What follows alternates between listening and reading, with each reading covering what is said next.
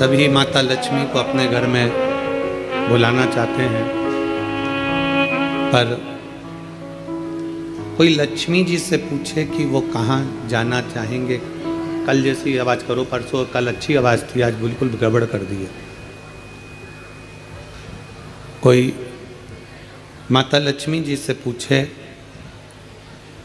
कि वो कहाँ जाना चाहती हैं,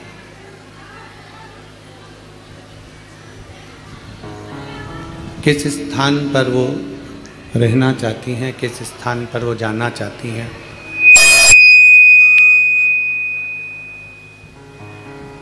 किस स्थान पर वो रहना चाहेंगी, किस स्थान पर वो जाना चाहेंगी।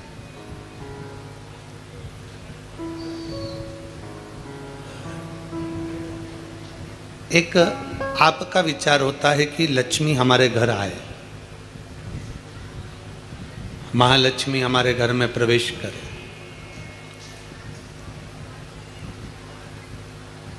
शिवजी से भी भगवान नारायण ने यही बार बार कहा कि मैं माता लक्ष्मी को देखकर, भगवान नारायण ने लक्ष्मी जी को देखकर ये बोला कि मुझे लक्ष्मी चाहिए।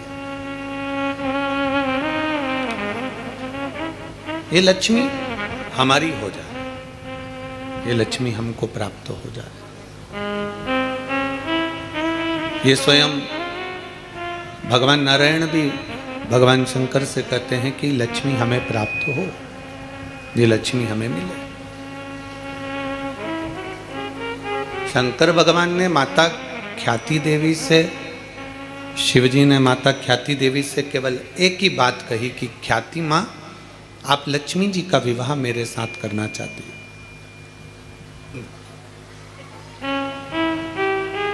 आप लक्ष्मी जी को मुझे परणाना चाहती हो, मेरे साथ में विवाह करना चाहती हो, पर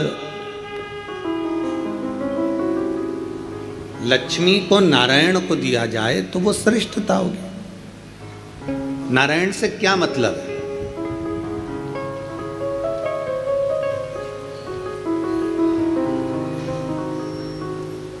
शिव महापुराण में भगवान शिव पंचायत के अंदर सूर्य नारायण भगवान बैठे हैं, शिव पंचायत के अंदर माँ दुर्गा भवानी बैठी हैं, शिव महापंचायत के अंतर्गत भगवान श्री गणेश जी बैठे हैं, शिव महापंचायत के अंतर्गत स्वयं शंकर बैठे हैं, शिव महापंचायत के अंतर्गत स्वयं भगवान नारायण बैठे हैं, भगवान विष्णु बैठे हैं।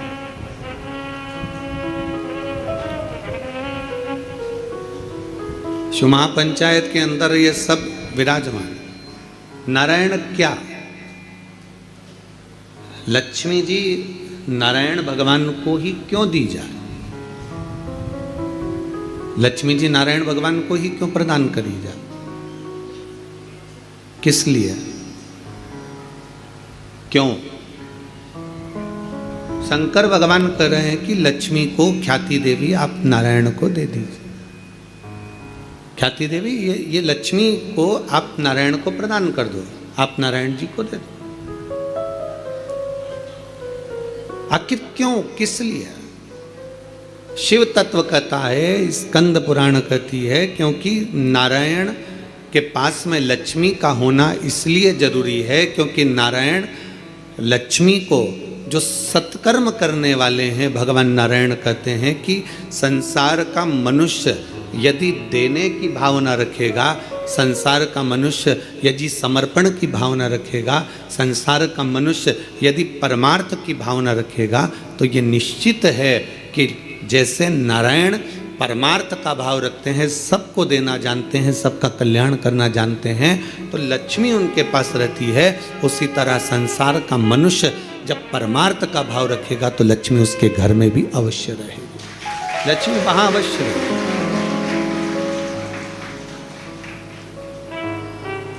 परमार्थ के भाव में, समर्पण के भाव में, जो हमारे हृदय का भाव है, हम भगवान को जो कुछ समर्पित करें, भाव से हम जो देते हैं, लक्ष्मी हमारे घर में प्रवेश कर जाती। और शंभु शरणे पड़ी मांगू घड़ी रे घड़ी, दुख का खास नहीं है बिल्कुल भी। दया करी निदर्शन। शंभु शरणे पड़ी मांगू घड़ी रे घड़ी दुख काटो। दया करी निदर्शन। एक परमात्मा का परमार्थ का जो भाव हो, देने का जो भाव हो, उसमें जो आनंद है वो आनंद कहीं नहीं। शिव तत्व कहता है, भगवान शंकर की पवित्र कथा कहती है कि 5 जगह से अशांति हमारे घर में प्रवेश करती है। 5 जगह से अशांति हमारे घर में आती है, 5 जगह से अशांति हमारे घर में प्रवेश करती है। 5 जगह से अशांति हमारे घर में प्रवेश कर रही होती है। पहला है संसार से, दूसरा है संपत्ति से, तीसरा है संबंधों से, चौथा है स्वास्थ्य से और 5वां है संतान से।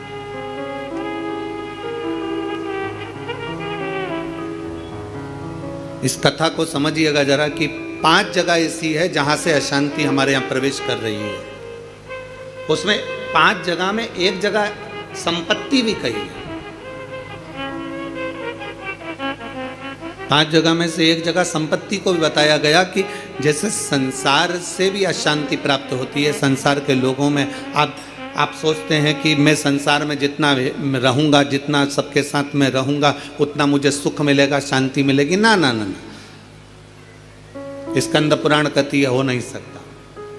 संसार के लोगों के लिए आप दुनिया भर का कितना भी सुख प्रदान कर दीजिए, किसी के लिए आप अपनी जान भी निकाल कर रख दीजिए, संसार के लोगों के लिए आप अपनी पूरी संपत्ति भी लुटा कर रख दीजिए, संसार के लोगों के लिए अच्छे से अच्छा वस्त्र, आभूषण, माणिक, मोती, रतन जो कुछ दे सकते हो दे दीजिए। उसके बाद भी संसार के लोग कहे बिना रह नहीं सकते। आपको कहे बिना रहेंगे नहीं। आप कितना भी सुख उनको दे दीजिए, आप कितना भी सुख उनको प्रदान कर दीजिए, आपको वो सुख आप दे भी देंगे। एक व्यक्ति अगर अपने घर की शादी में करोड़ों रुपए खर्च कर कर पूरे घर के मेहमानों को, संसार के लोगों को, सबको बुला ले और सबको बुलाने के बाद में वो सबका सम्मान करे, सबका आदर करे, सबका सत्कार करे, सब कुछ अच्छा करे, सबका आदर भी करे, सबका सम्मान भी करे, सबको खूब दे भी और खूब खूब प्रदान कर दे, उसके बाद भी दुनिया के लोग कह देंगे हराम का आ रहा होगा तो लुटा रहा होगा। ये दुनिया की रीति है, ये दुनिया का क्रम है। संसार का व्यक्ति जितना आप विचार करेंगे कि मैं संसार के अंदर रहूं, लोगों के अंदर विराजमान रहूं, मुझे यश ही यश मिले, तो बहुत मुश्किल है। आप दुनिया का सारा सुख दे दीजिए तो भी यश की प्राप्ति नहीं हो सकती। थोड़ा वक्त मिल गया तो मिल गया, किसी ने कह दिया, किसी को आपने देते रहे देते रहे देते रहे तो मिल गया। संसार अशांति देता है। संपत्ति, शिव महापुराण की कथा कहती है, स्कंद पुराण कथा कहती है कि हमारी संपत्ति भी हमको अशांति देती है। जिसके पास कुछ नहीं वो आराम से रोड के किनारे टाट बिछाकर बहुत मस्ती से सोता है।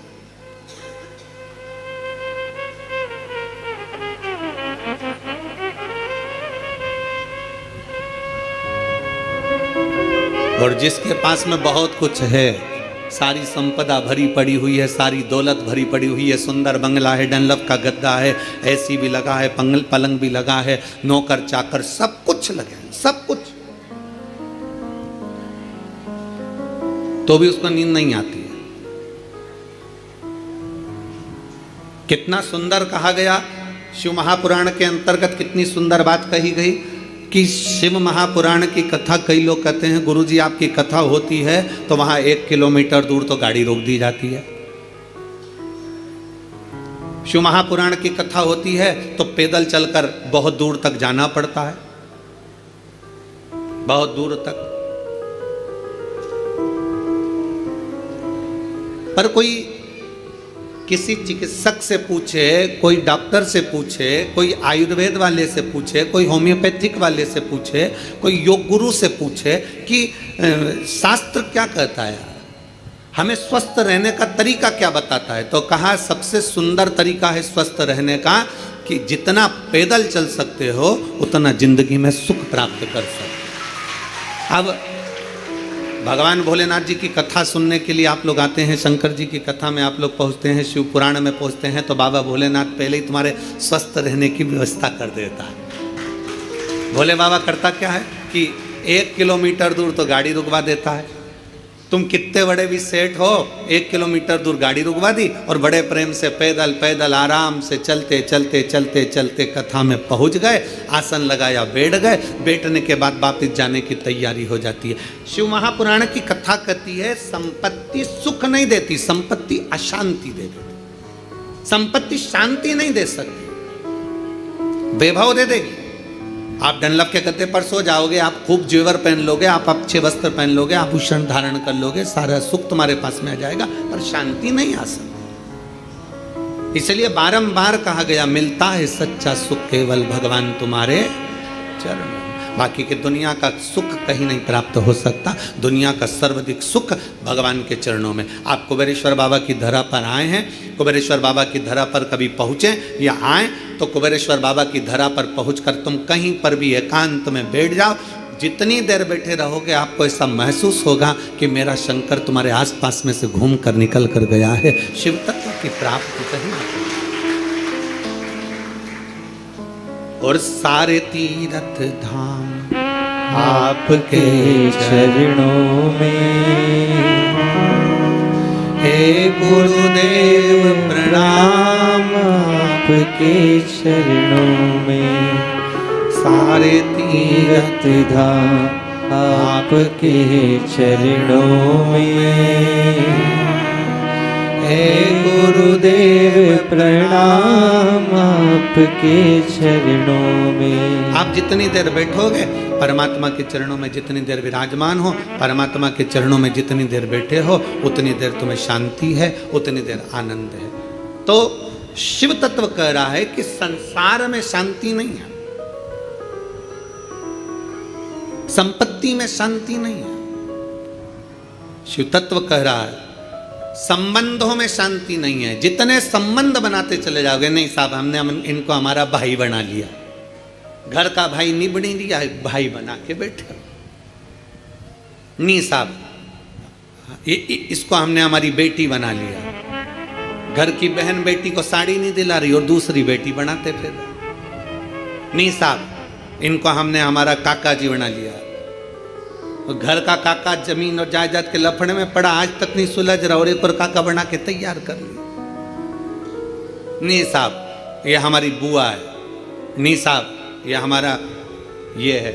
नहीं, संबंध जितने जितने संसार के लोगों से जोड़ोगे, शिव पुराण कहती है जो हमारा संबंध है जितने लोगों से जुड़ा है उतना ठीक है, पर अलग से कोई संबंध जोड़ने का प्रयास मत करो, अलग से परमात्मा को जोड़ने का प्रयास करो तो जीवन की सार्थकता, जीवन के साथ परमात्मा को जोड़िए,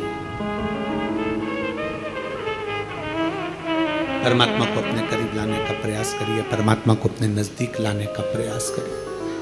परमात्मा को अपने करीब में जितना जितना लेकर आओगे उतना उतना सुख और शांति आपके जीवन में आती चली जाए, उतनी शांति उतना सुख। शिव महापुराण की कथा के माध्यम से 3 दिवसीय शिव चर्चा का ये सुंदर संवाद आज तृतीय दिवस है, विराम का दिवस है।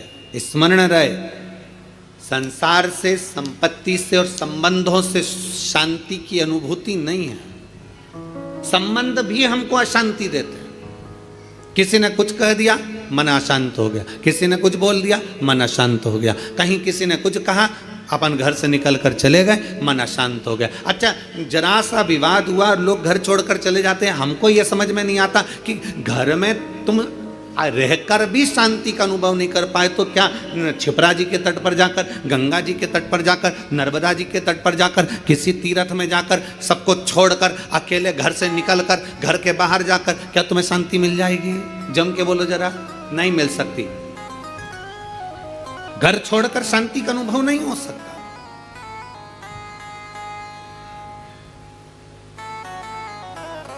संसार ने अशांति दी, संपत्ति ने अशांति दी, संबंधों ने अशांति दी, फिर अगली अशांति दी स्वास्थ्य ने।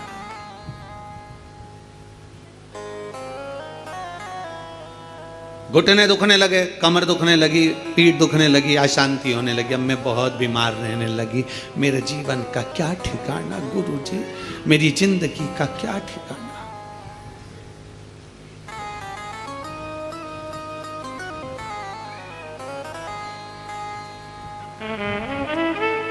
कभी अगर मौका लगे ना, एक बार भविष्य पुराण का अध्ययन करिएगा। गीता प्रेस गोरखपुर की भविष्य पुराण लीजिए और उसका अध्ययन करिए। भविष्य पुराण का जब अध्ययन करेंगे तो उस अध्ययन में आपको निकलेगा कि परमात्मा ने जब हमको जन्म दिया तो जन्म के समय पर हमारी खोपड़िया में एक मैग्नेट लगा दी, एक चुंबक लगाई।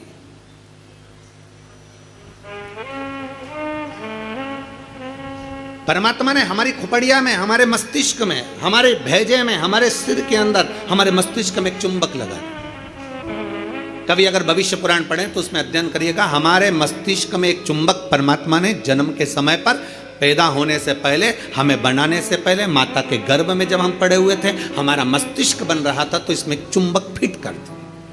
इसलिए मरने के बाद जब अंतिम संस्कार होता है, अंतिम संस्कार में जब मुर्दा आधा जल जाता है तो उसकी खोपड़िया को फोड़कर कपाल क्रिया करी जाती है।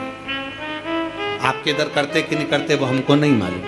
हमारे इधर की रीति है, बांस में लोटा बांधकर उसमें घी भरकर उसके घर के बेटों से, उसके पोता पोती से वहाँ पर खड़ा करवा के पोते से खोपड़िया में वो डंडा पड़वा कर वहीं घी उंडेलवा कर डंडे को फेंक दिया जाता, उस बांस को फेंक दिया जाता। देखा है आप लोगों ने इसको?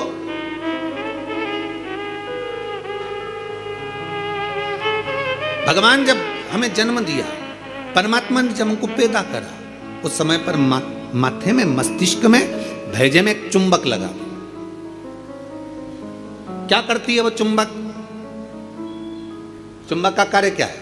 चुंबक का कार्य है, अगर आपने पैसा पैसा पैसा पैसा सोचा विचारा, दिन रात पैसे पैसे में लिप्त रहे, तो व्यक्ति वो मस्तिष्क में जो चुंबक लगी है वो पैसे को अपनी ओर खींचती है। मतलब मनुष्य पैसे को आसक्ति के रूप में अपनाना प्रारंभ कर दे। अब चुंबक का दूसरा कार्य क्या है? अगर किसी बुरे व्यक्ति में बुराइयां देखोगे तो वो बुरे व्यक्ति की बुराई तुम खींचते चले जाओगे। वो तो ऐसी, वो तो वैसा, वो तो वैसा, हर व्यक्ति में बुराई, क्योंकि तुम्हारे भीतर में जो भेजे में चुंबक भरी है वो बुराइयां ही खींचेगी। और अगर तुमने किसी व्यक्ति में अच्छाई देखना प्रारंभ कर दी तो तुम्हारे मस्तिष्क में जो चुंबक लगी है वो दिन रात हर व्यक्ति में अच्छाई को ढूंढना प्रारंभ कर देगी, अच्छाई खींचना प्रारंभ। एक चुंबक लगी है। अब ये बात तो अपने तक हो गई, अब मेन बात पर आ जाओ, मुख्य बात पर। मस्तिष्क में चुंबक लगाकर परमात्मा ने हमको पैदा करा है, एक आकर्षण देकर हमें पैदा करा है, एक चुंबक लगाकर हमें पैदा करा है। चुंबक जब पैसे को खींचती है तो पैसा ही पैसा सोचने में आता है, बुराई खींचती है तो बुराई बुराई हमारे अंदर आती चली जाती है, किसी का क्रोध खींचती है तो क्रोध हमारे अंदर आता चले जाता है। उसी तरह अच्छाई किसी की खींचती है तो हमारे अंदर अच्छाई आती चली जाती है। उसी तरह चुंबक बीमारी को भी खींचती है। हम जब एक बीमारी के बारे में सोचते जाते हैं, मेरे पाँव, मैंने सुना है किसी को पेट में बच्चादानी में गांठ पड़ गई तो मालूम पड़ा कि उसको कैंसर हो गया। मैंने सुना है किसी के घुटने में अगर प्रॉब्लम हो गई तो उसका घुटना बदलाना पड़ा, मालूम पड़ा उसमें ग्रीस कम हो गया। मैंने सुना है कि किसी के हृदय में छेद हो गया, किसी के हृदय में कुछ हो गया, किसी के चेस्ट में गठान पड़ गई तो कैंसर बता दिया गया। ये हम जरा सा हमारे शरीर में दर्द हुआ और हमने वो सोचना प्रारंभ कर दिया। क्या सोचा हमने कि उसको कैंसर हो गया था, उसकी किडनी खराब हो गई थी, उसका लीवर खराब हो गया था, उसके साथ में ये हो गया था, उसके घुटने बदल पाए, उसको गुजरात ले गए, उसको राजस्थान ले गए, उसको वहाँ ले गए और उसका शरीर में ये करवाया।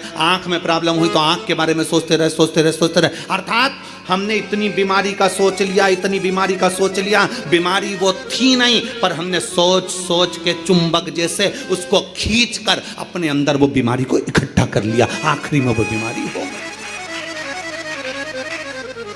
ये हमारे भीतर की चुंबक है जो हमें खींच रही है। छोटी मोटी गठान हो जाए ना, कभी मत सोचना आओ ऐसी तो होती रहती है। दवाई खाऊंगी, शंकर पे चढ़ा हुआ जल पीऊंगी, डॉक्टर को दिखाऊंगी, सारी जांचें कराऊंगी, जो डॉक्टर बोलेगा सारी जांच कराऊंगी। और मेरा विश्वास कहता है डॉक्टर के अनुसार चलकर, क्योंकि डॉक्टर भी शिव का एक रूप है, उसके अनुकूल चलकर मैं ये दवाई ले लेकर कुंदकेश्वर महादेव का नाम लेकर मेरी सारी गठान गल जाएगी। जब तुमने सोच लिया गल जाएगी गल जाएगी गल जाएगी, मतलब गल जाएगी। तुमने सोच लिया कि नहीं, वो डॉक्टर तो बोल दिया है कि इसकी ऑपरेशन कराकर निकलवाकर जांच करने जाएगी और मुंबई भेजी जाएगी। आधी तो टेंशन में मर गई, कहीं कैंसर कैंसर कैंसर, सोच सोच सोच सोच, आखिरी में सोच पाई। एक पत्र है, हम चाहते नहीं थे कि ये, हमारा मन नहीं था कि 3 दिन की कथा में पत्र पढ़े, पर आया है।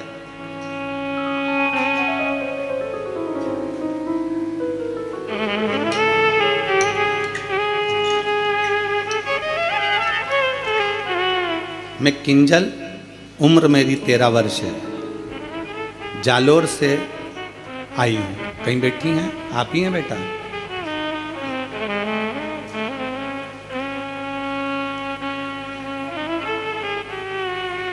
मम्मी आई है साथ में? आप ही हैं? घूम के उधर से आ जाओ, उधर से घूम के इधर।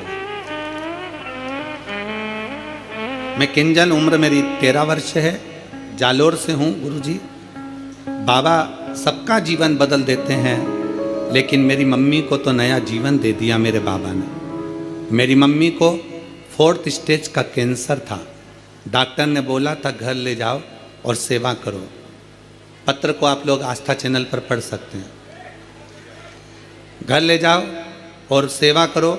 मेरे पापा महादेव को रोज जल चढ़ाते थे, लेकिन मेरी मम्मी को उन पर विश्वास नहीं था।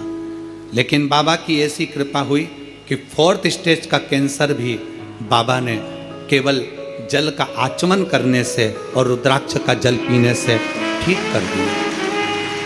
4th स्टेज का कैंसर भी बाबा ठीक कर दिया।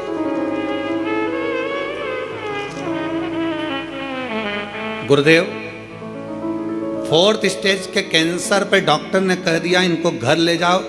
हम घर तो लेकर आ गए, पर हम सीहोर आ गए और बाबा सीहोर आकर हमने यहाँ से रुद्राक्ष मांगा, रुद्राक्ष लेकर गए। फिर बाबा की ऐसी कृपा हुई कि 3 साल से आज तक हमें हॉस्पिटल जाने की जरूरत नहीं पड़ी।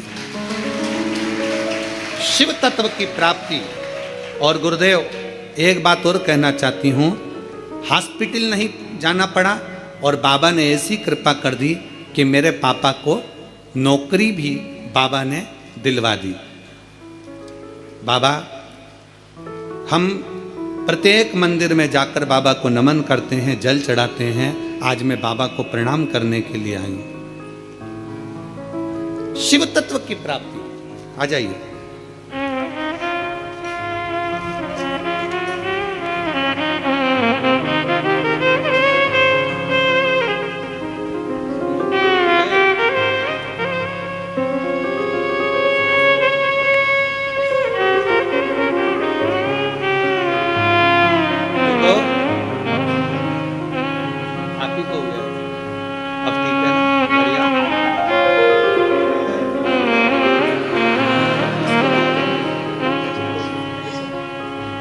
खुश हो जा, बिल्कुल ठीक है ना? बस, ठीक।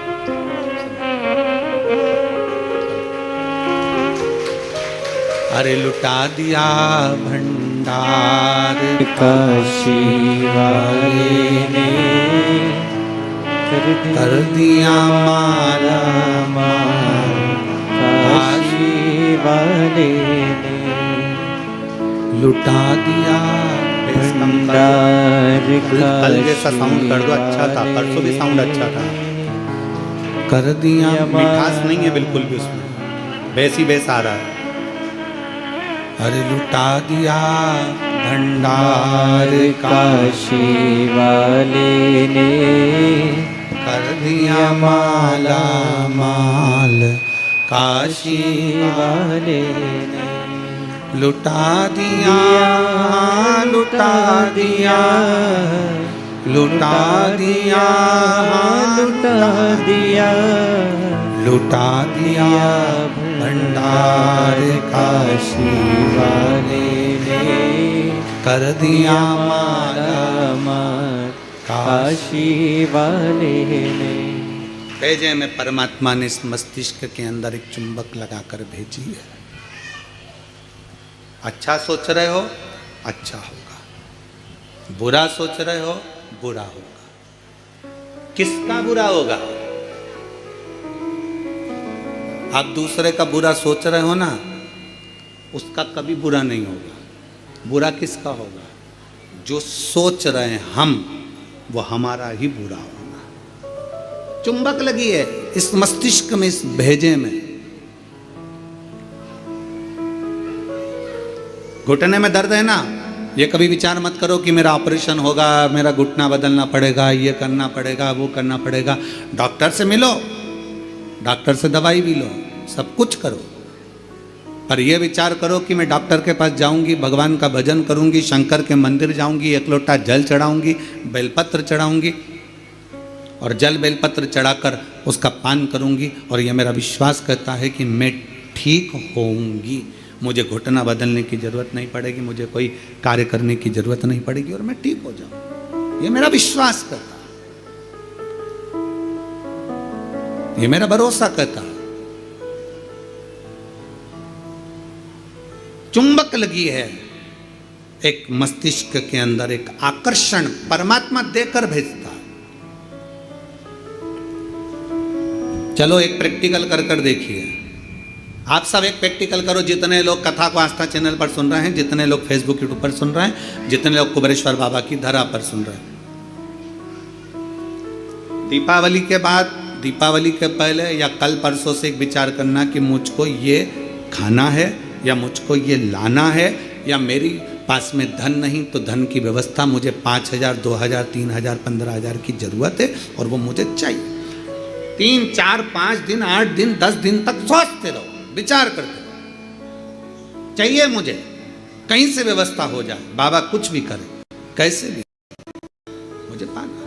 भोजन के लिए विचार करो कभी कि मुझे भोजन लग चाहिए, मुझे आज ये खाना है, मुझे 5 दिन बाद 10 दिन बाद मेरा मन है कि मुझे ये प्राप्त करना है। धीरे धीरे धीरे धीरे वो चीज आपके पास आती चली जाएगी, अपने पास आ। अच्छा सोचिए, अच्छा विचारिए। जब अच्छा सोचेंगे, अच्छा विचारेंगे, अच्छा सोचेंगे, अच्छा विचारेंगे, अच्छा कर्म करेंगे तो निश्चित है कि अच्छा हमें मिलेगा।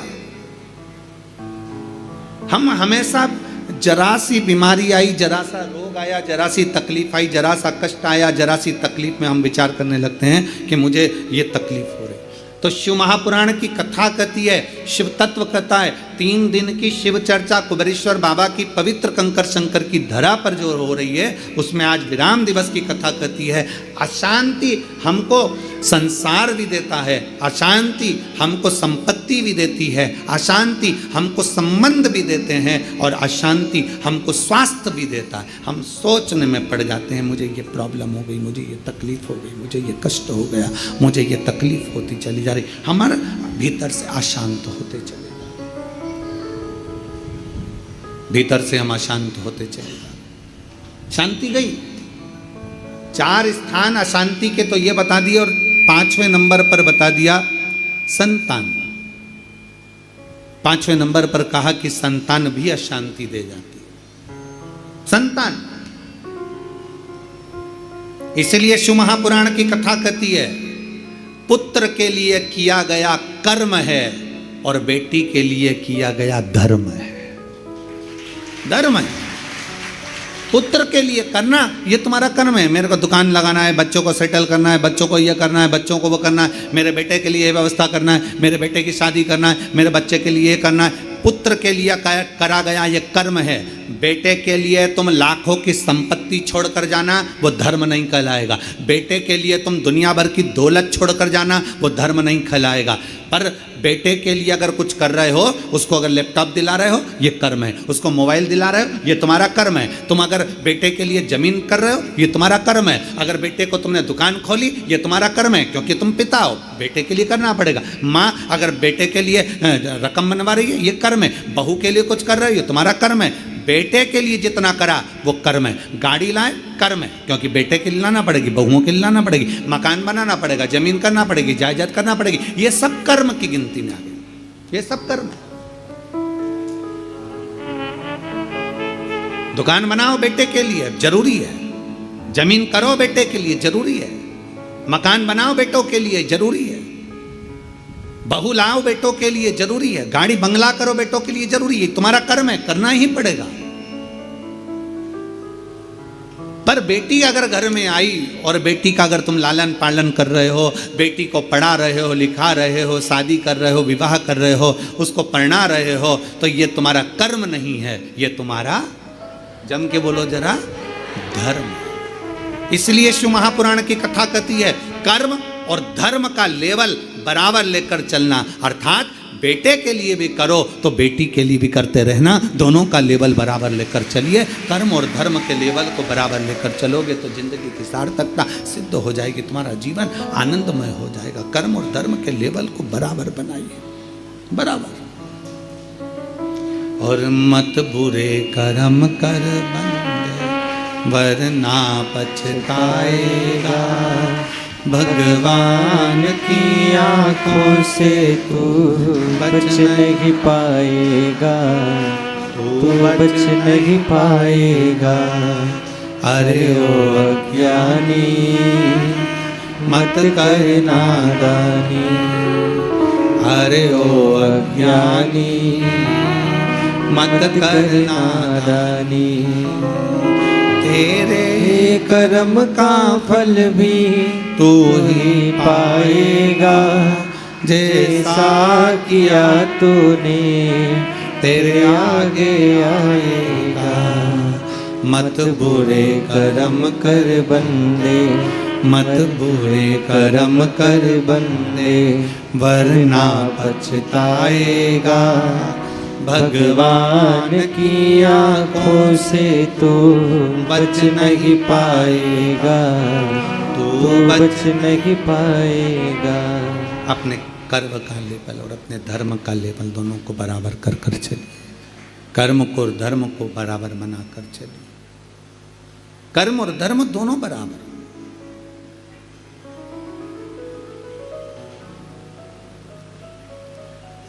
संसार, संपत्ति, संबंध,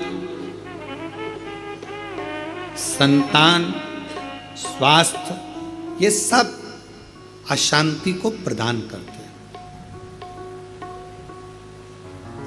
या अशांति देते हैं।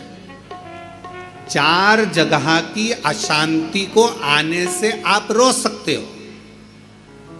चार जगह से जो अशांति आ रही है ना, इसको आप रोक सकते हो। चार जगह कौन कौन सी? संसार की अशांति आ रही है तो तुम संसार वालों से संबंध छोड़ दोगे, शांत हो गए। संपत्ति से अशांति आ रही है तो ज्यादा ध्यान देना संपदा पर, कि अब जो होगा देखा जाएगा, जितना मिल गया उतने संतुष्टि है, तो तुम रोक सकते हो, अशांति आने से रुक जाएगी।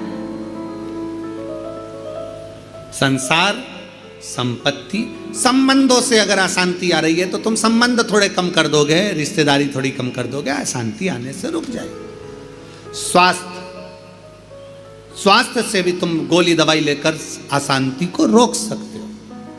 पर जो पांचवा नंबर है ना, संतान, इसको तुम कभी जिंदगी में नहीं रोक सकते। इसकी ओर से तो तुमको धीरे धीरे अशांति आती ही रहेगी।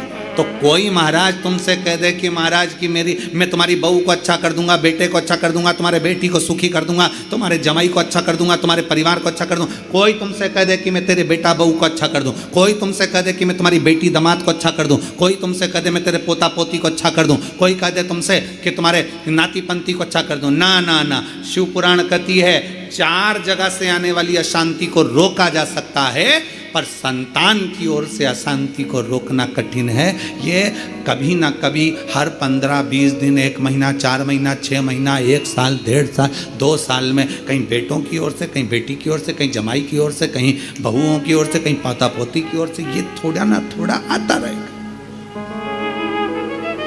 ये थोड़ा ना थोड़ा प्राप्त होता रहेगा। अब जब थोड़ा ना थोड़ा प्राप्त होगा तो हमारे भीतर अशांति फिर जागे। तो करे क्या, फिर क्या करा जाए, क्या कर सकते हैं?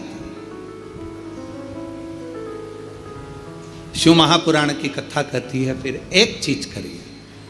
अशांति जब भीतर बार बार आ रही है, अशांति जब भीतर बार बार प्रवेश कर रही है, चाहे संतान से हो, स्वास्थ्य से हो, संपत्ति से हो, संबंध से हो, संसार से हो, 5 जगह से जब अशांति प्रवेश कर रही हो, तब शिव महापुराण की कथा कहती है कि बन सके तो कार्तिक महीने के अंदर जो पचवीगन आता है, पचवीगन जानते हो आप लोग, अभी आ रही है आपकी और हमारी दीपावली, पर इसके बाद में ये अमावस्या निकलने के बाद जब कार्तिक की पूर्णिमा आएगी, तो कार्तिक की पूर्णिमा के पहले से जो 5 दिन गिने जाते हैं, कार्तिक की पूर्णिमा के दिन 5वां दिन होना चाहिए। ये 5 दिन जो पचवीगन के गिने जाते हैं, इसको कहते हैं देव दीपावली। तो क्या करना है कि ये 5 जो अशांति आने के केंद्र हैं, जहां से हमें अशांति मिल रही है, कभी संसार वालों से, कभी संपत्ति से, कभी संसार से, कभी संबंधों से, कभी स्वास्थ्य से, कभी संतान से, ये 5 जगह से जो अशांति आ रही है, तो 5 दिन जो देव दीपावली के आते हैं उसका स्मरण करें। देव दीपावली के समय पर भगवान देव दीपावली के समय पर इसको साधने का प्रयास करें। देव दीपावली के जो 5 दिन हैं, उन 5 दिन में आप अपना क्रम, शंकर भगवान को जब जल चढ़ाने के लिए शिवालय की ओर जाओ, जाते हो रोज, सब लोग जाते हो, हर हर 5 दिन जो देव दीपावली के होते हैं, उन 5 दिन में शंकर भगवान को जब जल चढ़ाने के लिए जाओ, तो एक नियम ले लो कि 5 दिन में शंकर भगवान को जब जल चढ़ाने के लिए जाऊंगी, तो शिव जी को जल चढ़ाने के लिए लेकर जाऊंगी, उससे पहले मैं आंवले के वृक्ष के नीचे थोड़ा सा जल छोड़कर, बेलपत्री के वृक्ष के नीचे थोड़ा सा जल छोड़कर, पीपल के वृक्ष के नीचे थोड़ा सा जल छोड़कर, उसके बाद अशोक सुंदरी वाली जगह, अशोक सुंदरी की जगह सब जानते हो, अशोक सुंदरी वाली जगह पर जल छोड़कर, फिर गौरा पीठिका, पार्वती जी का हस्तकमल, उस पर जल छोड़कर, फिर भगवान शंकर के ऊपर मैं जल समर्पित करूंगी। जल चढ़ाने का मुख मेरा उत्तर का होगा, अर्थात आप दक्षिण में खड़े होगे, जल चढ़ाओगे तो उत्तर में बहकर जाएगा। 5 दिन अगर आपने ये 5 दिन का नियम धारण कर लिया शंकर को जल चढ़ाने का, तो ये निश्चित है 5 स्थान से जो हमें अशांति मिलती है, मन में पूरे वर्ष शांति बनी रहेगी, कभी क्लेश नहीं। संपत्ति से अशांति मतलब लक्ष्मी नहीं आ रही है, टेंशन बना हुआ है, कोई पैसा खाकर भग गया, कोई कुछ लेकर भग गया, कोई कुछ कर भग गया, उस शांति के लिए भी हमें मूल आंवले का वृक्ष, बेलपत्र का वृक्ष, पीपल का वृक्ष, अशोक सुंदरी का स्थान, माता पार्वती जी की पीठिका अर्थात हस्तकमल, और फिर दक्षिण में खड़े होकर शंकर के शिवलिंग को जल चढ़ाना, उत्तर की ओर जल बहकर जाना, भगवान शंकर से अपने मन की कामना करना। 5 दिन कार्तिक के महीने में पचवीगन में जो हम शंकर को जल चढ़ाते हैं, ये हमें भगवान शंकर की ऐसी कृपा होती है कि हमारे शिव की पंचायत के 5 देव हमारे 5 जगह से आने वाली अशांति को रोक देते हैं और हमें शांति प्रदान करते हैं, सुख प्रदान करते हैं। पचवीगन के 5 दिन शिव पंचायत के 5 देव हमारे 5 जगह से आने वाली अशांति को रोकने का प्रयास कर देता, रोकने का प्रयास कर, सुख का अनुभव करा देता। और मैंने तेरे ही भरोसे बाबा, तेरे ही भरोसे हवा विच उड़ती जावांगी, डोर हथों छड़ी नाम कटी जावांगी। भोले मैं तेरी पतंग, शंभो मैं तेरी पतंग हवा बिच उड़ती जावांगी। बाबा डोर हथों छड़ी नाम कटी जावांगी। शिव तत्व कह रहा है, भगवान शंकर को रिझाने का एक तरीका यह है। नारायण लक्ष्मी को, नारायण को दे रहे हैं भगवान शिव, भगवान शिव क्यों दे रहे हैं, उसका देने का कारण क्या है? क्योंकि नारायण के अंदर समर्पण है। दूसरे का दुख देखकर जो दुखी हो जाए, दूसरे का कष्ट देखकर जो दुखी हो जाए, दूसरे की तकलीफ देखकर जिसके अंदर दुख धारण हो जाए कि इसको ठीक तरीके से कुछ मिल जाए, वो नारायण कर सकते हैं। एक सुंदर चरित्र आता है शिव महापुराण में, एक बड़ा सुंदर चरित्र आता है। आप कार्तिक के महीने की ये सुंदर कथा का जो रसास्वादन कर रहे हैं, भगवान शिव की कथा का रसतत्व ग्रहण कर रहे हैं, दीपावली महापर्व को जो कुबेरेश्वर धाम की पवित्र भूमि पर श्रवण कर रहे हैं, एक सुंदर चरित्र आता है।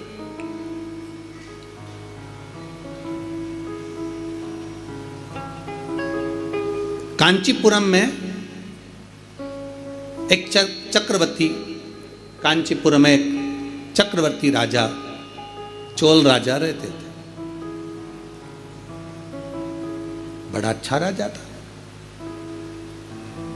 सबके प्रति समर्पण का भाव है, सबका सम्मान करना, सबका आदर करना, सबका सत्कार करना, सबको अच्छा देना, सबका अच्छी व्यवस्था करना, सबके प्रति समर्पण का भाव रखते और होना भी चाहिए।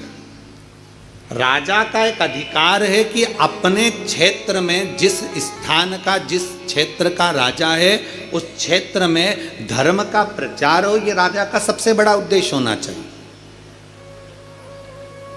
अपने क्षेत्र में धर्म का ध्वज लहराता रहे, ये राजा का सबसे बड़ा उद्देश्य होना चाहिए। अब शास्त्र कह रहा है, चरित्र कर रहा है, शिव महापुराण का बड़ा सुंदर संवाद कर रहा है, शिव चर्चा कर रही है। एक सुंदर आनंद से कांचीपुर में चोल राजा रहते थे और चक्रवर्ती चोल राजा वहां निवास करते थे, जो आज भी चोल राज्य के नाम से प्रसिद्ध है।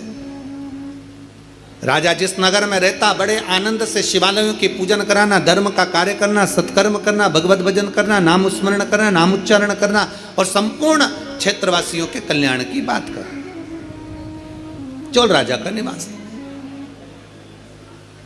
चोल राजा नारायण भगवान के भी उपासक थे और चोल राजा शिव के भी उपासक थे।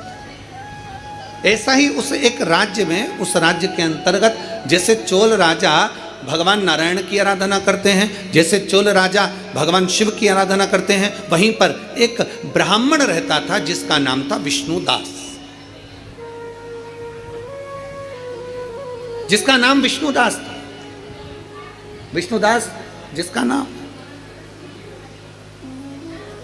और वो भी भगवान शिव की आराधना करने वाला, भगवान नारायण की आराधना करने वाला, भगवान की अविरल भक्ति में डूबने वाला, भगवान की अविरल भक्ति में डूबा।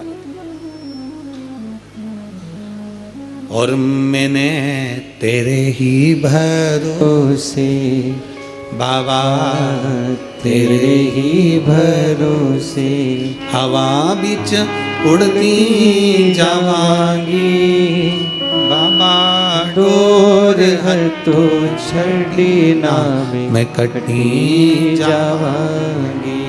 भोले मैं तेरी पतंग, शंभु मैं तेरी पतंग। चोल राजा शिव की और नारायण की आराधना में लग जाता तो भगवान एक ब्राह्मण रहता जिसका नाम था विष्णुदास। विष्णुदास वो भी भगवान शंकर की आराधना में डूबा रहता, शिव स्तुति में डूबा रहता, शंकर की भक्ति में डूबा रहता, शिव तत्व में डूबा रहता। प्रतिदिन शिवालय जाना, शंकर की भक्ति करना, शिव की आराधना करना।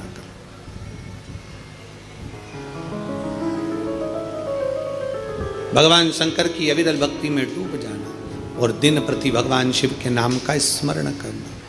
श्री शिवाय नमस्तुभ्यं, श्री शिवाय नमस्तुभ्यं, श्री शिवाय नमस्तुभ्यं, श्री शिवाय नमस्तुभ्यं, श्री शिवाय नमस्तुभ्यं, श्री शिवाय नमस्तुभ्यं, श्री शिवाय नमस्तुभ्यं, श्री शिवाय नमस्तुभ्यं, श्री शिवाय नमस्तुभ्यं, श्री शिवाय नमस्तुभ्यं, श्री शिवाय नमस्तुभ्यं, श्री शिवाय नमस्तुभ्यं। विष्णुदास शिव की आराधना में डूबा रहता, शंकर की भक्ति में डूबा रहता। एक बार चोल राजा भगवान शंकर के मंदिर में आए और शिवजी के मंदिर में आकर, नारायण के मंदिर में आकर उन्होंने ढेर सारे हीरे जवाहरात मोती माणिक सब चढ़ा, सब कुछ समर्पित कर दिया। माता लक्ष्मी का पूजन करते हो दीपावली पर, ऐसा कोई घर नहीं, सनातन धर्म में ऐसा कोई घर नहीं जहां माता लक्ष्मी का पूजन नहीं होता दीपावली पर। 31 अक्टूबर को जब आप माँ लक्ष्मी का पूजन करोगे, माता लक्ष्मी की जब पूजन करो, जैसी आपके यहाँ पूजन होती है, जैसे आपके पूर्वज करते आए, जैसे आपके घर के ब्राह्मण देवता, जैसे आपके नगर के ब्राह्मण देवता जिस भाव से पूजन कराते हो, ब्राह्मण पूजन कराने आते हो तो ठीक, ना आते हो तो आपके घर में आप स्वयं जैसे माता लक्ष्मी का पूजन करते हो वैसे करो। पर 2 दिन जो आपने धनतेरस पर जो सिक्का रखा है थाली में, वैसा की वैसा ही सिक्का आपने रूप 14 के दिन थाली में रखा है, वही की वही थाली दीपावली के दिन भी पूजन में जैसी आप पूजन जमाते हो वैसे की वैसे ही जमाओ, जैसे करते हो वैसे की वैसे ही करो। पर साथ में वो पूजन की थाली एक पाटे पर लाल वस्त्र बिछाकर, चौक पूर कर, बड़े प्रेम से अन्न का दाना रखकर वो थाली वापिस रखिए। और दीपावली के दिन भी वैसी की वैसे ही पूजन करना है। आप अपनी पूजन जैसे करते हो वैसा करो, पर साथ में वही कंकु, चावल, रोली, मोली, हल्दी सब चढ़ाकर भगवान को बड़े प्रेम से जो सिक्के रखे हैं उन सिक्कों की पूजन वैसी की वैसी करना है जो 2 दिन से आप करते आ रहे। बस इतना याद रखें कि दीपावली के दिन जो आप लक्ष्मी का पूजन करें, उसमें लक्ष्मी जी के सीधे हाथ की ओर घी का अखंड दीप, लंबी बत्ती का, और लक्ष्मी जी के उल्टे हाथ की तरफ तेल का लंबी बाती का अखंड दीप जलाना। अखंड दीप माता लक्ष्मी का जला। लक्ष्मी जी के उल्टे हाथ पर काय का दिया आएगा? जम के बोलो, तेल का, लंबी बाती का, और सीधे हाथ पर काय का आएगा? घी का दिया। दोनों दीप अखंड जलाना है, जो रात्रि को जलें सुबह तक वो जलते रहें, ऐसा दीप पर ध्यान देना है। और माता लक्ष्मी की पूजन कर कर जो सिक्के आपने रखे हैं उस पर 5 या 7 कमलगट्टे, हल्दी की गठान, अमरबेल के टुकड़े। पर इस पूजन में आपको हरी मूंग, खड़ी जो मूंग आती है हरी, उसको भी थोड़ा सा समर्पित करना है, और खड़ा धना और गुड़ की थोड़ी सी डली ये भी समर्पित करना। जो कमल का पुष्प हो, जो पुष्प आपके पास में हो लाल कलर का, वो माता लक्ष्मी को समर्पित करना है। चावल सफ़ेद नहीं, पीले कलकर भगवान माता लक्ष्मी को समर्पित करना, हल्दी और कुंकुम माता लक्ष्मी को समर्पित करना है और माँ को भोग लगाकर बड़े प्रेम से माता की आरती कर कर झोली पसार कर प्रणाम करना है।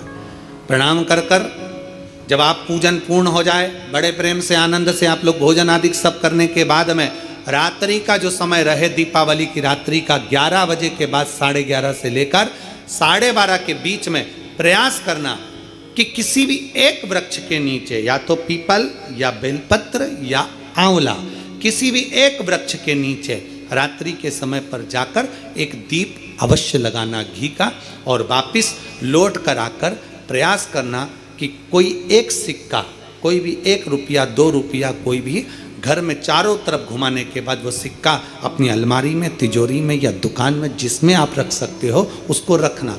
फिर अगले वर्ष आपसे बात करेंगे कि वो तिजोरी खाली तो नहीं हुई, बाबा ने भंडार भर कर रखा कि नहीं, उसने भरा कि ना भरा। प्रयास करें। लक्ष्मी पूजन का बस पूजन जैसे करते हो, आपके जैसे ब्राह्मण ने बता दिया, जैसे माता पिता ने बता दिया, जैसे पूर्वजों ने बता दिया, जैसे घर में करते आए हो वैसी की वैसी लक्ष्मी पूजन करो। ज़्यादा ढोंग प्रपंच में नहीं पड़ना, किसी ने कहा ऐसा कर दो ना, किसी ने कहा वैसा कर दो ना। अपने आनंद के साथ आप लक्ष्मी की साधारण पूजन जैसे करते आए हो वैसे की वैसे करो। बस वो सिक्के की पूजन आपको 5 दिन तक करना है। तो दीपावली के दिन कौन सा दिन हो जाएगा? तीसरा दिन पूर्ण हो जाएगा। फिर पड़वा के दिन का नियम, फिर दूज के दिन का नियम अभी अपन कथा में सुनेंगे। नियम से धारण कर कर माता लक्ष्मी का स्मरण करिए और धीमा बजाओ भोलानाथ डमरू, धीमा बजाओ, धीमा बजाओ भोलानाथ डमरू, धीमा बजाओ, धीमा बजाओ भोलानाथ डमरू, धीमा बजाओ, धीमा बजाओ भोलानाथ डमरू, धीमा बजाओ, धीमा बजाओ, धीमा बजाओ भोला, धीमा बजाओ, धीमा बजाओ बाबा, धीमा बजाओ, धीमा बजाओ, तबला तबला कम करो, धीमा बजाओ, ओ धीमा बजाओ भोलानाथ डमरू, धीमा बजाओ, धीमा बजाओ भोलानाथ डमरू, धीमा बजाओ। बड़े भाव से दोनों हाथों से।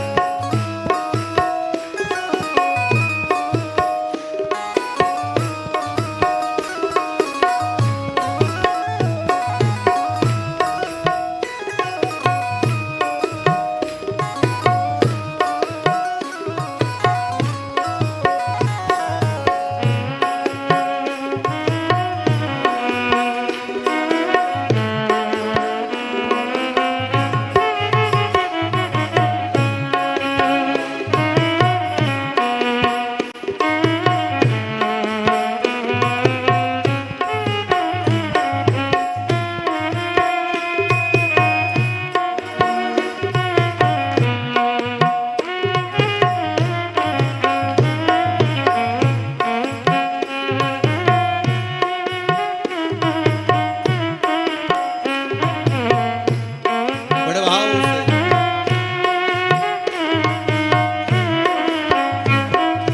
डमरू की धुन सुनकर ब्रह्मा जी आए, डमरू की धुन सुन के ब्रह्मा जी आए, डमरू की धुन सुनकर ब्रह्मा जी आए, डमरू की धुन सुन के ब्रह्मा जी आए, ब्रह्मा जी आए संग विष्णु को लाए, ब्रह्मा जी आए संग विष्णु को लाए, ब्रह्मा जी आए संग विष्णु को लाए, ब्रह्मा जी आए संग विष्णु को लाए। ओ धीमा बजाओ भोलानाथ डमरू, धीमा बजाओ, धीमा बजाओ भोलानाथ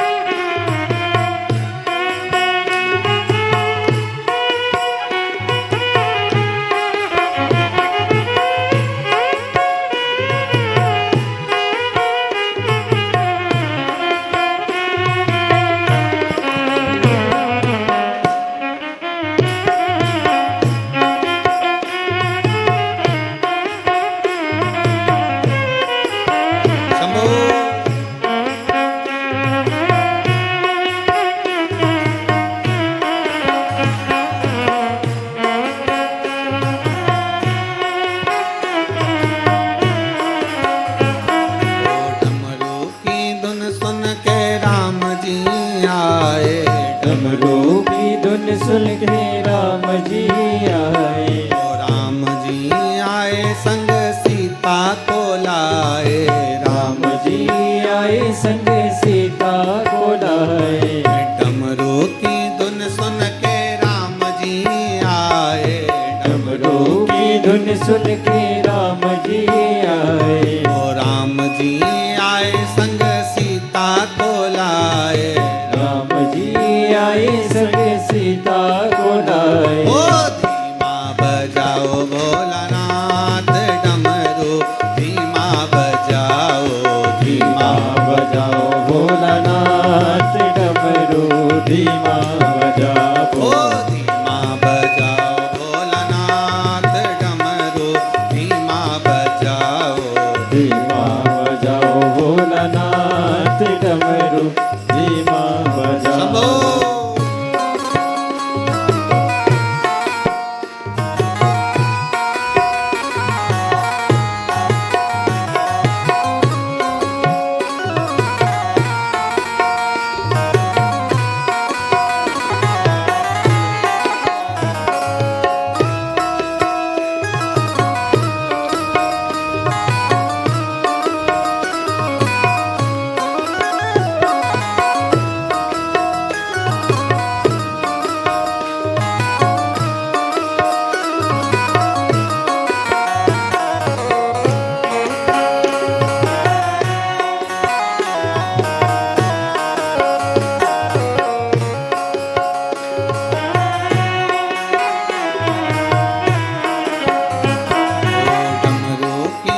सुन के कान्हा जी आए।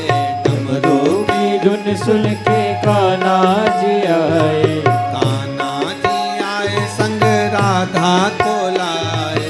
कान्हा जी आए संग राधा को लाए। कान्हा जी आए संग राधा को लाए। कान्हा जी आए संग राधा को लाए। ओ धीमा बजाओ भोलानाथ डमरू धीमा बजाओ। धीमा बजाओ भोलानाथ डमरू धीमा बजाओ। ओ धीमा बजाओ भोलानाथ डमरू धीमा बजाओ। धीमा बजाओ भोलानाथ डमरू धीमा बजाओ। धीमा बजाओ बाबा धीमा बजाओ। धीमा बजाओ भोला धीमा बजाओ। धीमा बजाओ भोला धीमा बजाओ। धीमा बजाओ भोला धीमा बजाओ। रे धीमा बजाओ भोलानाथ डमरू धीमा बजाओ। धीमा बजाओ भोलानाथ डमरू धीमा बजाओ। शंभो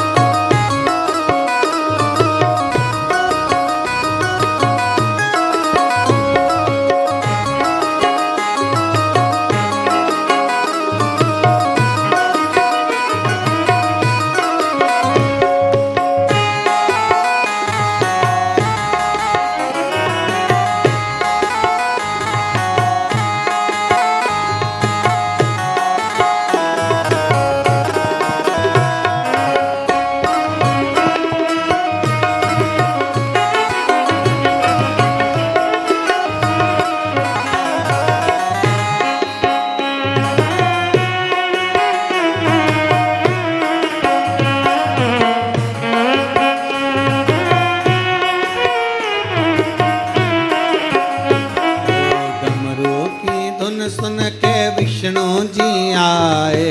डमरू की धुन सुन के विष्णु जी आए। विष्णु जी आए संग लक्ष्मी को लाए। विष्णु जी आए संग लक्ष्मी को लाए। विष्णु जी आए संग लक्ष्मी को लाए।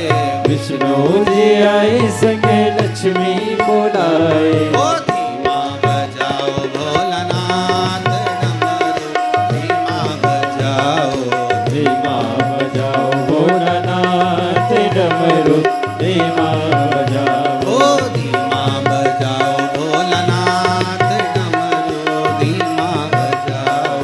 धीमा बजाओ भोलानाथ डमरू धीमा बजाओ धीमा बजाओ भोलानाथ डमरू धीमा बजाओ धीमा बजाओ भोलानाथ डमरू धीमा बजाओ धीमा बजाओ भोला धीमा बजाओ धीमा बजाओ भोला धीमा बजाओ धीमा बजाओ बाबा धीमा बजाओ धीमा बजाओ बाबा धीमा बजाओ अरे धीमा बजाओ भोलानाथ डमरू धीमा बजाओ धीमा बजाओ भोलानाथ डमरू धीमा बजाओ ओ धीमा बजाओ भोलानाथ डमरू धीमा बजाओ धीमा बजाओ भोलानाथ डमरू धीमा हार हार महादेव है।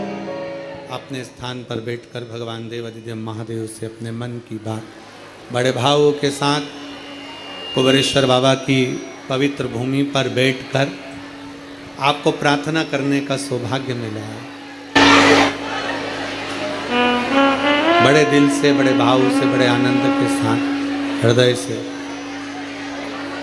बाबा से प्रार्थना करिए।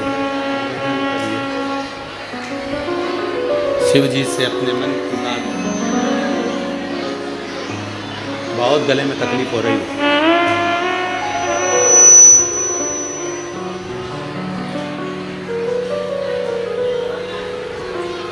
भगवान देवाधिदेव महादेव से अपने मन की बात बड़े भावों के साथ हृदय से, दिल से बाबा से प्रार्थना करिए।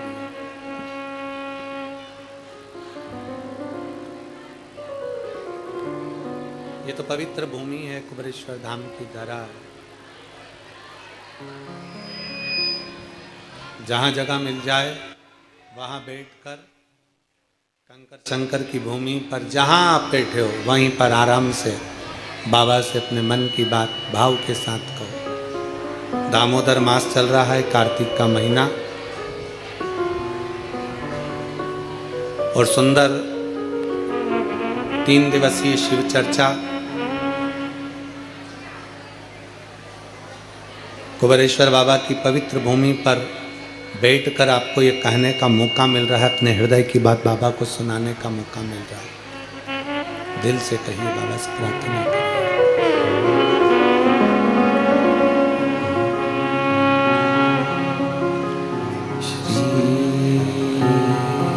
शिवाय नमस्तु श्री शिवाय नमस्तु श्री शिवाय नमस्तु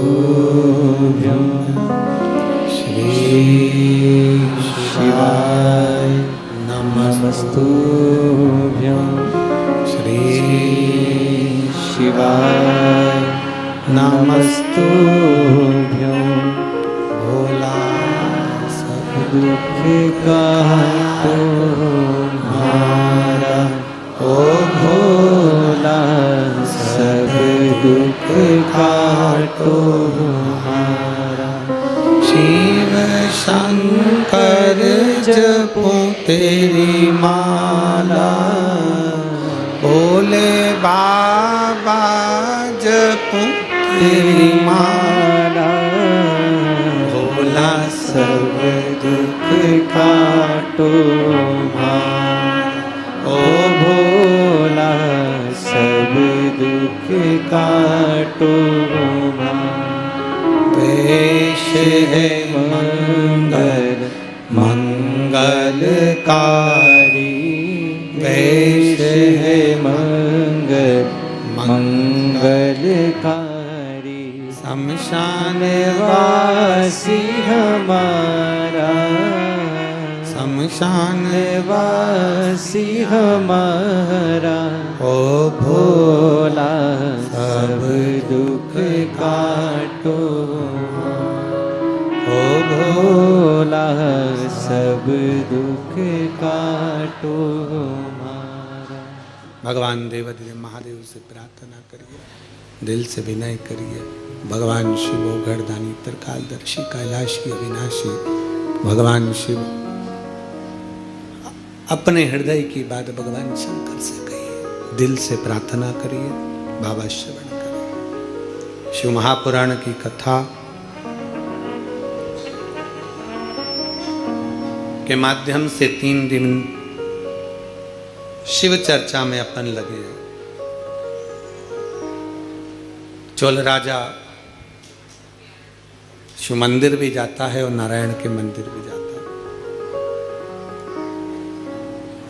विष्णु दास नाम का ब्राह्मण भी भगवान की सेवा में लगा। अब दोनों में एक अंतर है बड़ा भारी। चोल राजा माणिक मोती सोना चांदी हीरा पन्ना भगवान को समर्पित कर रहा, और विष्णुदास के पास में कुछ है नहीं। मंदिर में झाड़ू लगा देना, बुआरी लगा देना, शिवालय में जाकर शंकर जी को जल चढ़ा देना, नारायण के चरणों में जाकर तुलसी दल समर्पित कर देना।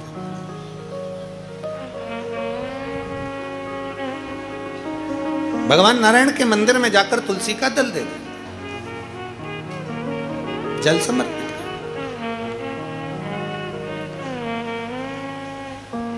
कार्तिक का महीना हो, दामोदर मास हो, प्रयास करो तुलसी के जड़ में, तुलसी के पौधे में जल अवश्य समर्पित करो।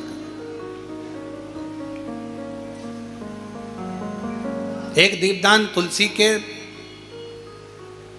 पौधे से थोड़ा सा दूर अवश्य करना चाहिए। कई लोगों की आदत रहती है तुलसी के गमले में ही दिया रख देते हैं और तुलसा महारानी पूरी कुमला जाती है। अब तुम्हारी सास बेटी हो कुर्सी पर, उसकी साड़ी के पास में दिया धर दो, अच्छा लगेगा? बोलो जम के बोलो जरा, नहीं लगेगा। क्या कहेगी वो? मुझे जलाएगी क्या? मुझ में आग लगाएगी क्या? थोड़ा दूरी रखिए।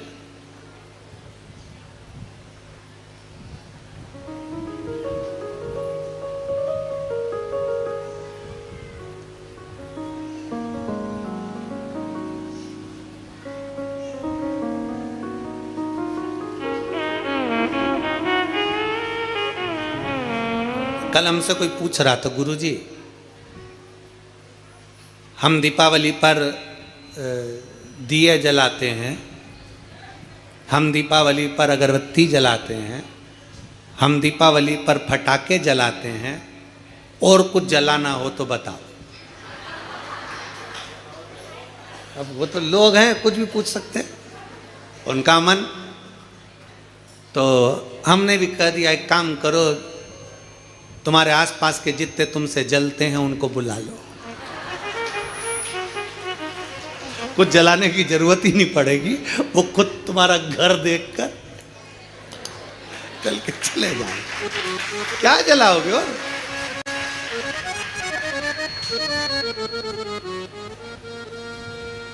शिव महापुराण की कथा कहती है दूसरे का वैभव देखकर कभी मत जलो, बल्कि भगवान से प्रार्थना करो, बाबा ऐसी कृपा करना मेरे कुबेर भंडारी कि तू हमारे नगर शहर गांव देश प्रदेश और हमारा पूरा भारत देश उन्नति में आगे बढ़ता चले जाए, ऐसी कृपा करो। बाबा से प्रार्थना करो। ये भीतर की प्रार्थना है, अपने भीतर की प्रार्थना।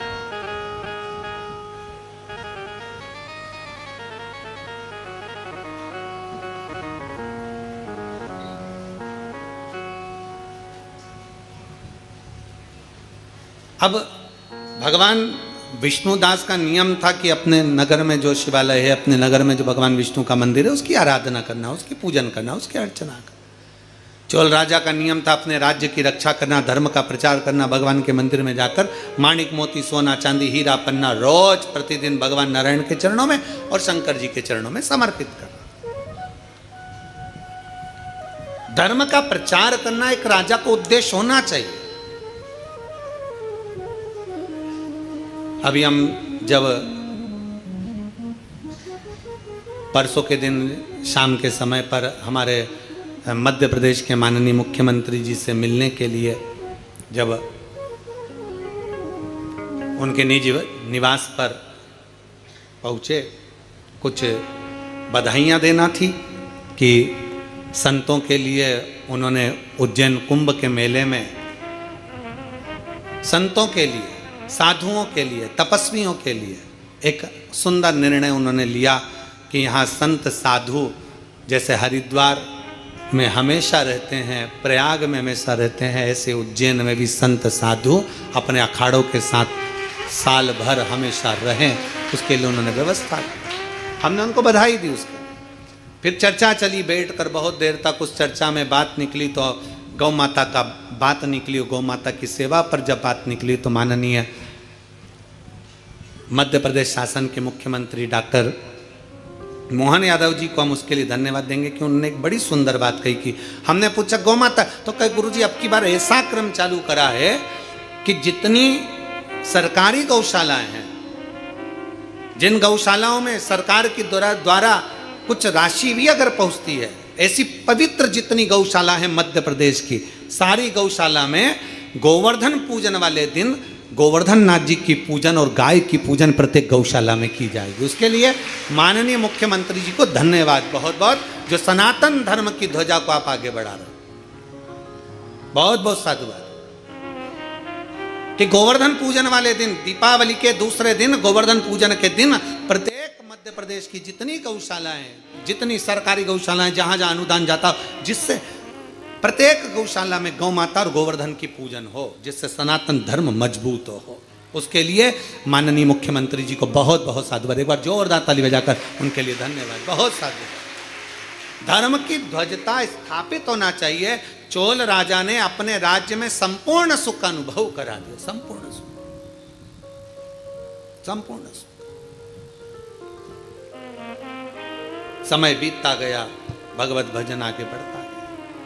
अब जो विष्णुदास थे, ब्राह्मण कुल के, ब्राह्मण के घर में जन्मे, उनका नियम था शिव मंदिर में जाकर झाड़ू लगा देना, पोछा लगा देना, और शंकर के मंदिर में, शंकर के शिवालय पर एक लोटा जल भगवान शंकर को समर्पित कर देना।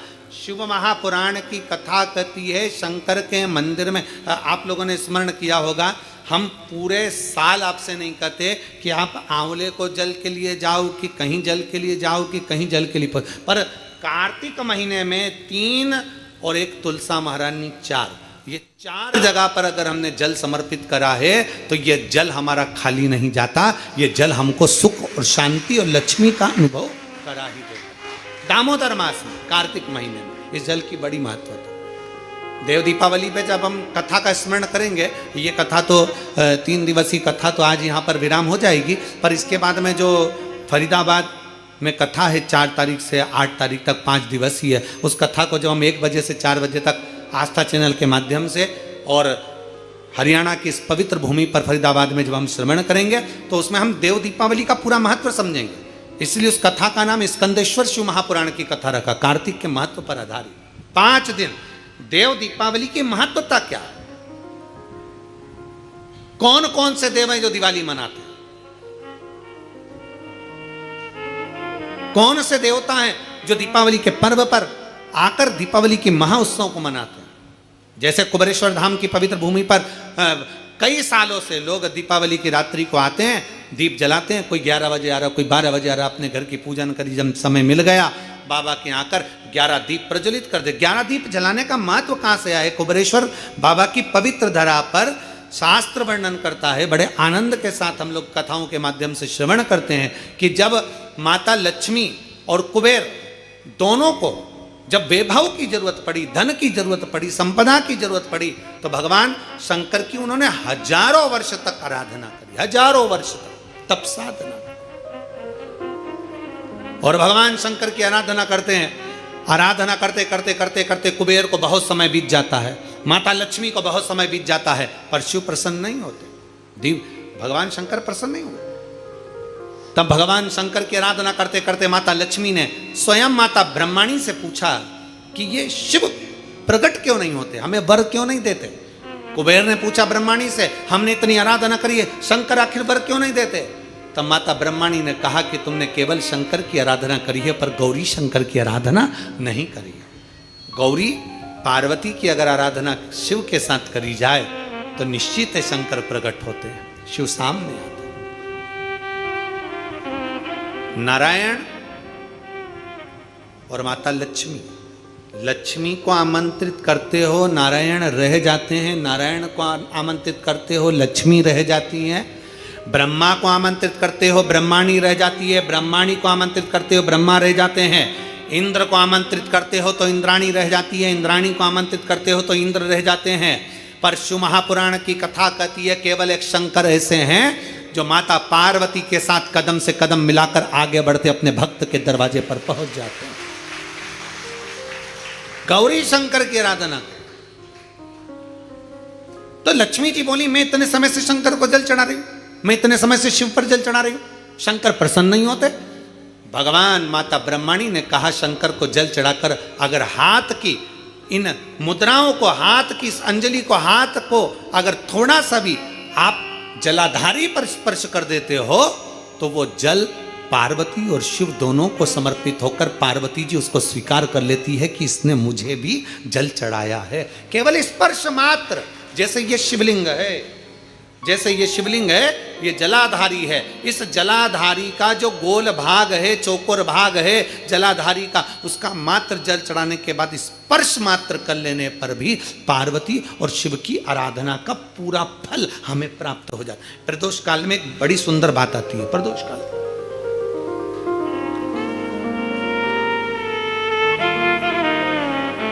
आप में से कोई प्रदोष का व्रत करते हैं क्या? करते हो आप लोग? ठीक है। कितने लोग हैं जो नहीं करते? हाथ उठा लो। ठीक है, नहीं करते ना, कोई बात नहीं, रख लो, रख लीजिए। 26 प्रदोष का, 24 तो 12 महीने की और अधिक मास की 2, 26 प्रदोष का फल, 26 प्रदोष का फल एक क्षण में प्राप्त हो जाता है। एक क्षण में। कब? कहा जिस दिन प्रदोष का दिन हो, 26 प्रदोष में से कोई भी प्रदोष का दिन हो और प्रदोष काल में आप अपने घर से जल और एक हाथ में घी का भरा हुआ दीप लेकर जिस दिन शंकर के मंदिर में जाते हो, शंकर को जल चढ़ाकर हाथ का स्पर्श जलाधारी पर कर कर शिव मंदिर में दीप प्रज्वलित कर देते हो, 26 प्रदोष का पुण्य फल उसी क्षण प्राप्त होगा। 26 प्रदोष का फल एक ही दिन में, एक ही क्षण में प्राप्त हो जाता है। 26 प्रदोष का।